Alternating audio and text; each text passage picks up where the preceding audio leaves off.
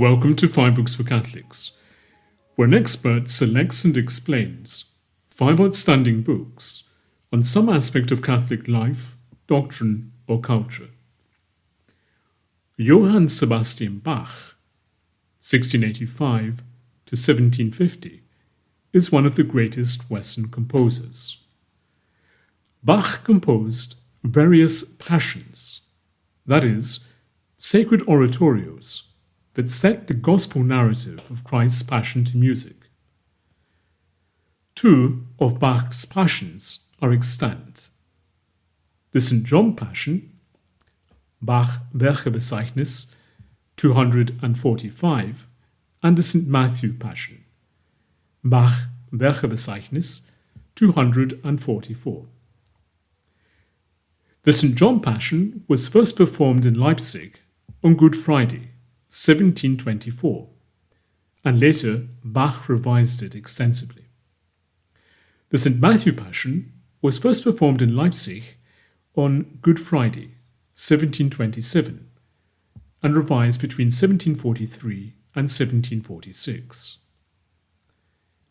In addition to the text of the Gospel, the libretto of each passion contains verses that dramatize or meditate upon episodes of our Lord's Passion. These 2 passions by Bach are now treasured as 2 of his greatest compositions and performed frequently throughout the world. Moreover, it was Felix Mendelssohn's performance of St. Matthew Passion in 1829 that brought Bach to his current prominence. In this episode, Daniel R. Melamed discusses Bach's passions and some of the best literature on them. Daniel R. Melamed is professor of music in musicology at the Indiana University Jacobs School of Music. His research focuses on Johann Sebastian Bach, Mozart-era opera, and music of the 17th and 18th centuries. He is president of the American Bach Society and director of the Bloomington Bach Cantata Project. He has authored Listening to Bach, the Mass in B Minor and the Christmas Oratorio, Hearing Bach's Passions, and Johann Sebastian Bach and the German Motet. And with Michael Marissen, he has co-authored An Introduction to Bach Studies. He is also editor of Bach Studies 2 and Bach Perspectives 8, Johann Sebastian Bach and the Oratorio. Professor Daniel Melamed, welcome. Thank you. Glad to be here. We're going to talk about Bach's passions. How many passions did Bach actually write, and how many are extant? That's been a question that's interested Bach enthusiasts and Bach scholars for a long time. We are certain of 3 passions that he composed. The St. John Passion, first performed in 1724, so observing its 300th anniversary. The St. Matthew Passion, composed and first performed in 1727. And then a Passion according to St. Mark, probably from 1731. Of those 3, the John and Matthew Passions each survive, in fact, in multiple versions each. We can take some pretty good guesses about the music of the Mark Passion because we're pretty sure Bach reused some music from other pieces that do survive. But for most practical purposes, the Mark Passion is lost. There is a theory among some Bach scholars that early in his career, Bach composed another passion that no longer survives. It's claimed that he did this during the time he worked at the court of Weimar, so it's sometimes known as the Weimar Passion. I have to say that I fall on the skeptical side of evidence that suggests he might have done such a thing. There is yet another piece, Passion Setting according to St. Luke, that we know was in Bach's music library, but it's pretty clearly not a piece that he composed. It belongs to a category of passion settings that Bach knew about and owned, and in some documented cases performed in the liturgy. So we know about 3 that he composed for sure, 2 of which survive. And who wrote the libretto for each of Bach's 2 extant passions? I can answer half that question. To write the libretto of a passion setting is to take the gospel narrative of the chosen evangelist and to ornament it with stanzas from chorales, from German hymns, chosen for their relevance to particular moments in the story, and to ornament it with newly written poetry designed to be said as modern operatic types, recitatives and arias. So the person responsible for writing a passion libretto is doing a combination of assembling and new writing. In the case of the St. John Passion, we do not know who the librettist was. For the St. Matthew Passion, we know that it was a Leipzig poet and frequent collaborator with Bach, Christian Friedrich Henrici, who wrote under the pen name Picander. And we know this from a couple of different sources. He was also the librettist for the Lost St. Mark Passion. But we don't know about the St. John Passion, even though there's been a recent theory that, once again, I don't think is correct, that it was a particular theologian. But the evidence for that seems to me to be weak at best. Did Bach treat his sacred music as works in progress to be adapted for each performance, or did he establish a definitive score for each of these works? We know hardly a piece that Bach is known to have performed more than once that went untouched somehow. Whether you regard this as an artistic matter, that pieces he regarded as works in progress or things he was seeking to change and improve, or whether you regard it as a practical matter, fitting a piece to the particular occasion and forces and circumstances of a given performance, is a really interesting question. It might be a kind of aesthetic and philosophical question. In some cases, you see Bach making changes and adaptations clearly because available forces had changed somehow. Such and such an instrument wasn't available, so here's a substitute part to be played by the player of a different instrument to fill a gap. On the other hand, the passions are an example, especially famously the St. John Passion, are a really good example of a piece that Bach adapted both for available forces and for other reasons, and perhaps also for artistic reasons. As he performed the John Passion at least 4 times over the time he worked in Leipzig from 1723 to his death in 1750, Bach made changes in scoring and instrumentation, but he, and presumably a librettist, also made changes in the text a couple of different times, partly we think to adapt the piece to different theological settings, different ways of having the congregation think about the passion setting. That said, when Bach got around to making himself a new copy of the score of his St. John Passion, at least he started that project, as he made the new copy, he clearly was not content just to leave the musical readings the same. He undertook revisions of various kinds. So the St. John Passion is a terrific, if very complicated example of Bach making changes in pieces over the years for every conceivable reason. Bach was a Lutheran. He wrote music for Lutheran services.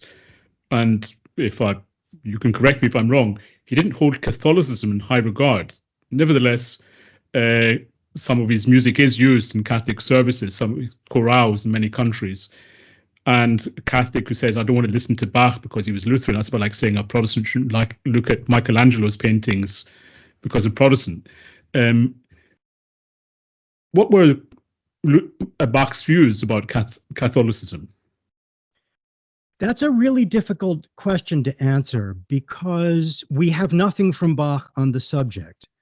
And it's also a trap to look at the texts he set to music and to assume in a perhaps 19th century romantic way that this is somehow expressive of Bach's ideas or Bach's feelings. And when we look at a song setting by Robert Schumann, and certainly from some biographical context in Schumann's life, there's every reason to think that Schumann may be identifying with some of the ideas in those texts. It's an extreme view, but you have to allow for the possibility that Bach is a working church musician setting to music in the most effective way he knows how, texts that have been handed to him. Now, you have to lay over that the fact that we know from many different kinds of evidence that Bach was a well-educated and devout Lutheran of a particular Orthodox strain that fit very well in Lutheran Orthodox Leipzig, where he spent so many years working. And we also know that he had to be theologically examined in close detail to get that job in the first place as cantor of the St. Thomas School and city music director in Leipzig. And there were only certain correct answers to those theological questions. And then for good measure, as one of the terms of his employment, he had to sign a copy of the 1530 Augsburg Confession, acknowledging Orthodox Lutheran theological points at their most basic. Does that tell us what Bach thought or believed? Probably, because he seems to have been a regular attender at services and taker of communion when it was offered. He does, in so many of his composing manuscripts, invoke divine help at the very top of the page, and at the very end of the page, write a little abbreviation that essentially gives thanks to the divine for the help in writing this music. There's every reason to think that Bach did, in fact, embrace then contemporary Lutheran ideas about all kinds of things, including Catholicism. And some of those ideas, going back to some of Martin Luther's own vitriol, as you and your listeners will certainly know, some of that was deeply anti-Catholic.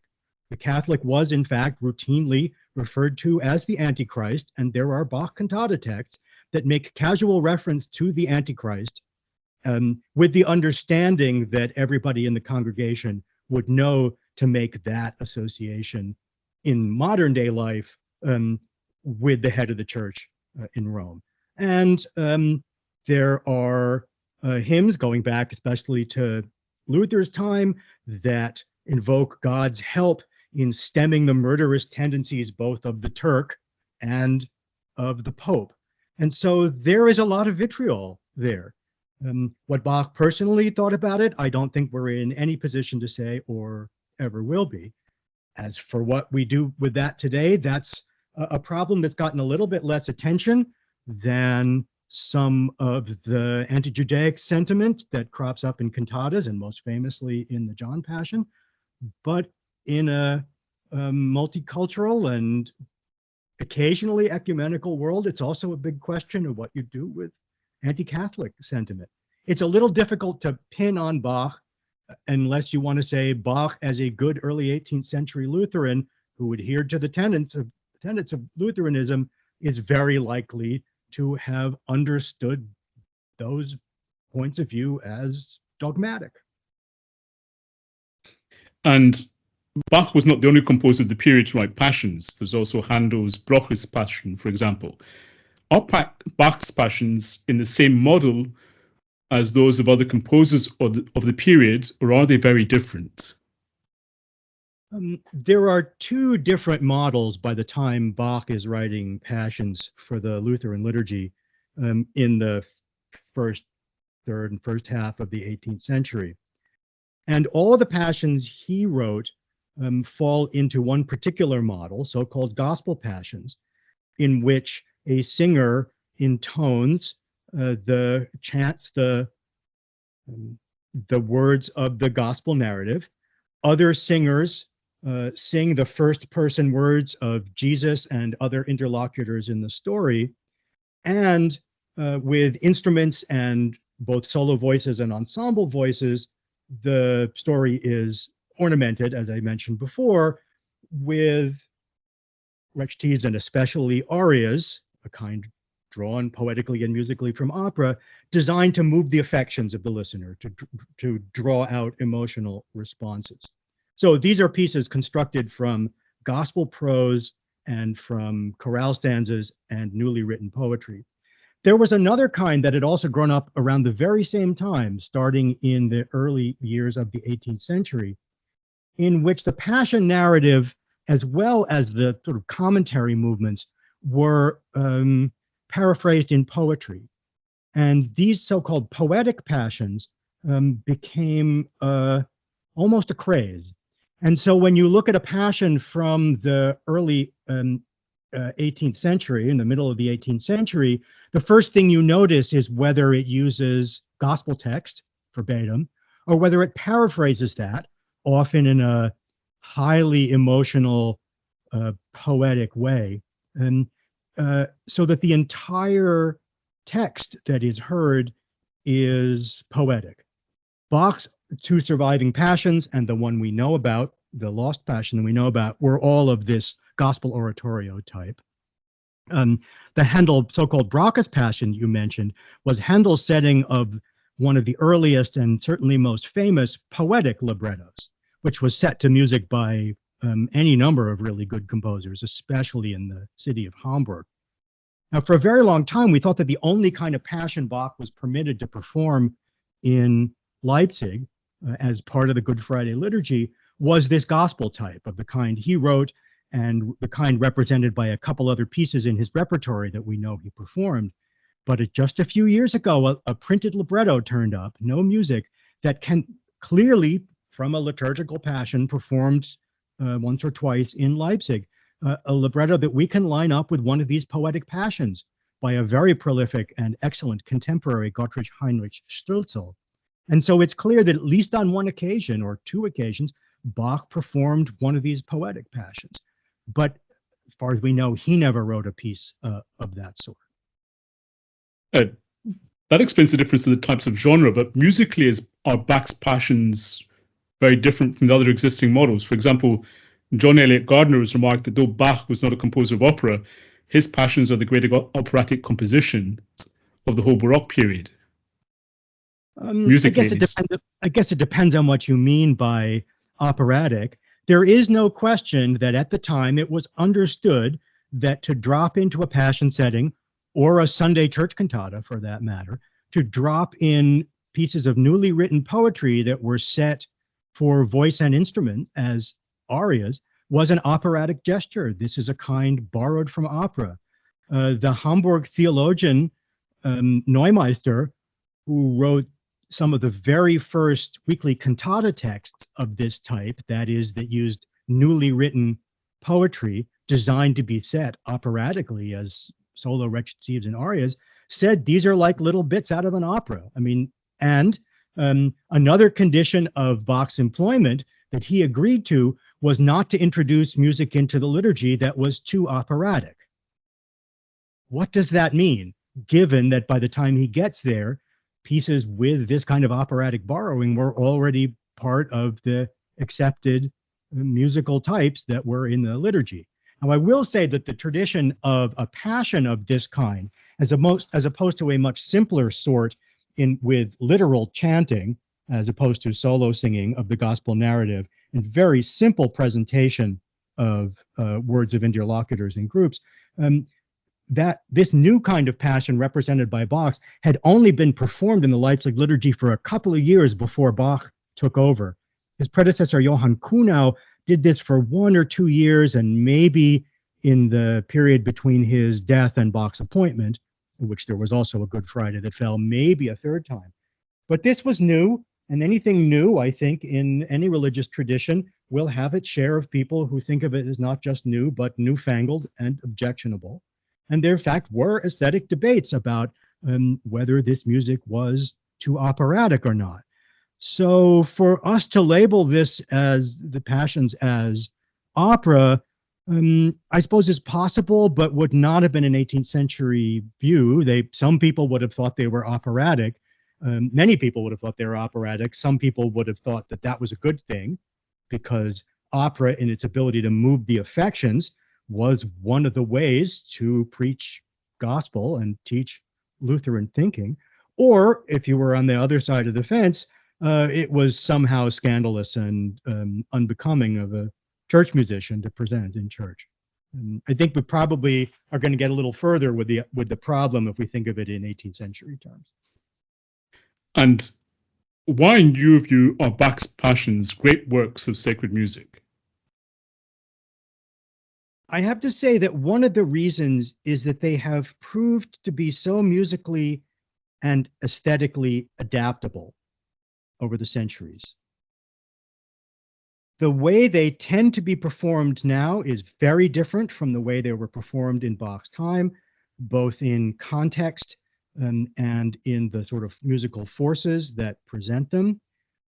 What people know as they come in and what they hope to get out of hearing a Passion performance, that is, one outside the liturgy. And I have to say that true liturgical performances of the Passion in the liturgy are exceedingly rare. It's much more common to hear these pieces in concert performances. Whatever it is people are hoping to get from this, they seem to find in it. And so if one wants to approach these pieces with the enlarged forces and a certain kind of soloistic singing borrowed from 19th century opera and ideals of big instrumental ensembles, again drawn from the 19th and early 20th century, and to follow these pieces for their drama and their portrayal of the characters and interlocutors in the Passion story, you can experience them that way. And I think these pieces turn out to be so adaptable that you can listen to them in every way, from an 18th century way of thinking about what it meant to perform a piece like this and imagining what it is that a congregation and a listener might get out of it, from a modern listener who approaches it from a completely different aesthetic point of view and probably cultural and religious point of view. And there's something about these pieces that have made them so adaptable. Do I think they're objectively great compositions? Yeah, I guess to the extent that you can make that claim about anything, yeah, I suppose they are, but they have proved particularly adaptable and are there for people to enjoy. Well, that's a pretty non-18th century position right there. There were all kinds of reasons why listening to Passion was not for enjoyment. Martin Luther and 18th century theologians had very specific ideas about what you were supposed to get out of listening to a musical Passion setting. But people can enjoy them for all kinds of reasons. And I think probably if you look at repertory from a little bit earlier Passion settings, they have not gripped modern listeners the way Bach's have continued to. There's an ever-growing body of recordings of the St. Matthew and the St. John Passions. These reflect, as we just pointed out, different performance practices and interpretive solutions. Arthur Schnabel said that a great work of music is one which allows for more than one interpretation. You might be hesitant about recommending particular recordings. Do you have any advice on picking recordings of Bach's Passions? I mean, listen to one you like. I mean, that I'll say a little bit more, but there's no right way to perform this music or listen to it. You have to decide what speaks to you and what you want to get out of it and what you want to know about. I have spent a lot of time in my research and in my music making thinking about what it meant to hear these Passions in Bach's time, even especially under his direction. And that's involved a number of different approaches. I come down wanting, for the most part, to hear performances that take seriously the kinds of performing forces that Bach used, but also keeps in mind the way those forces were thought about, what the relationship between a bass singer and the role of Jesus is, which might seem obvious if your model is opera, but turns out to be really complicated and was very different in the 18th century. I like that sound also of ensembles of that size. And we're talking, for a performance of the John Passion, of a band of about 17 or 18 players and eight vocalists plus a couple of more who sing a couple of lines. that's a much smaller ensemble than somebody who is looking for a warm, modern, larger choral sound or an orchestral sound, or soloists trained in certain singing traditions, or performances performed not in German but in other languages, or performances that try to deal with the very problematic anti-Judaic posture of John's narration of the Passion story. There's something for everybody, and my recommendation is find something that speaks to you for on whatever level. The only problem I have is not with any particular performance, but with performances that make particular kinds of claims. And it almost always boils down to a claim that we are doing it this way because we understand what the composer was really after, and this gets to it. That's a part of a long tradition of invoking the authority of a long dead composer to support something that's really one's own aesthetic preference or the result of an inheritance of centuries of performance. I have nothing against those performances. What gets my hackles up is people then trying to enlist Bach's authority or to make statements. Well, what Bach is doing here, where here is some phenomenon that you get when you perform it in a way very different than it would have been performed in the 18th century. But what Bach is doing here is the following. Well, no, Bach is not doing that. You are taking Bach's notes and words and doing something, and it might be terrific, or it might be moving or beautiful or inspiring, but it isn't what Bach is doing. So find a performance you like. Without recommending, just on a more personal note, are there a couple of recordings you come back to most? Yeah, I'll mention a couple of recordings that I come back to repeatedly. For the St. Matthew Passion, there are so many things I like about the recording directed by John Butt and performed with the Dunedin Consort. One of the reasons I like this is that Butt, who is himself an accomplished Bach scholar, was really interested in taking Bach's very particular way of performing that piece as his starting point. And I think it leads to ear-opening results. Along the same lines, there is an older recording of the St. John Passion directed by Ken Slovic with the Smithsonian Players, which was one of the first to use commercial recordings to use Bach-sized forces, but also to record movements that are particular to later versions of the Passion so that one can hear those as well.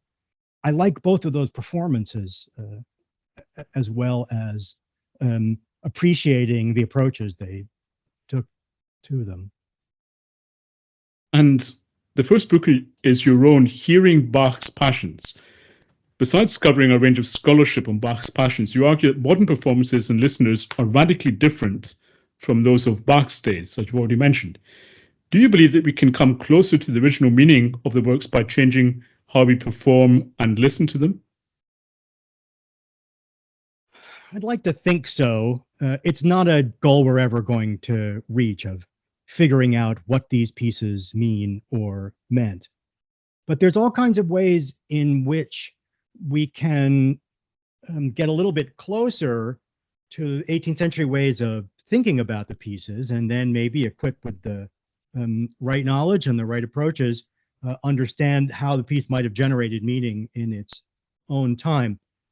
I'll give an example, and this is an example that I write about extensively in the book, in a way, by the way, that is aimed at general readers.